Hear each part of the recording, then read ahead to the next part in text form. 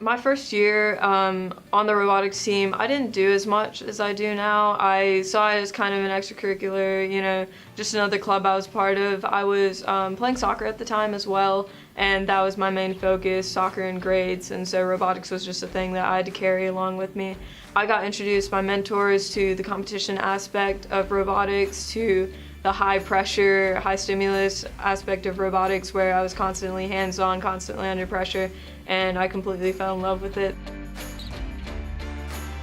When I first joined the robotics team, there were definitely a few challenges just with the mentality that maybe a girl wasn't meant to be in a robot, maybe a girl wasn't meant to be in our pits. I remember distinctly this one image where the robot was on its side, on the ground, because there was something we had to work on underneath it, and there were 4 guys on one side and 3 girls on the other. 3 girls standing where they couldn't reach the robot, and the 4 guys with their hands inside the robot.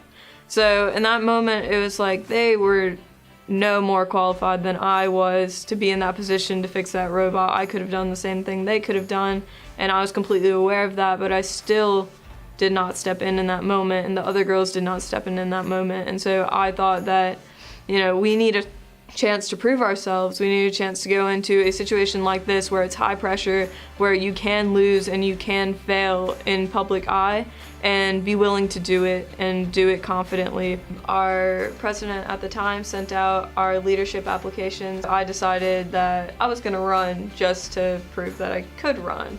I didn't really think anything of it. I didn't think it would become something, huge in my life at that time. I ended up winning, which was unexpected compared to the guy I was running against. What I was doing is not something that's going to end in high school.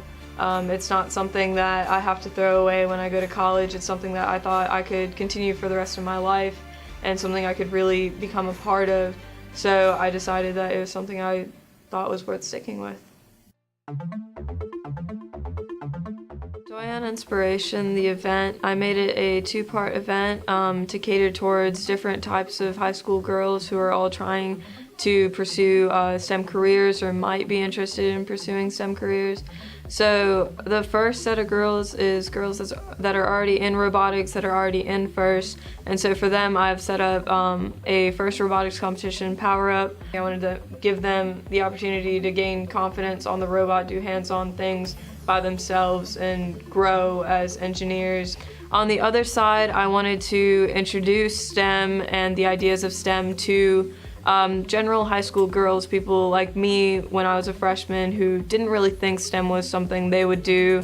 And so I made a seminar and panel discussion with some great business leaders and people high up in STEM corporations. We have a whole different variety of perspectives and cultures and upbringings that brought them all to a similar place of being successful in a STEM career, even though none of their paths were even similar to each other. I wanted to start this event so that people could walk out there and have the confidence when they come back with their male, peers and say, I can do this as well as you can, let me take over.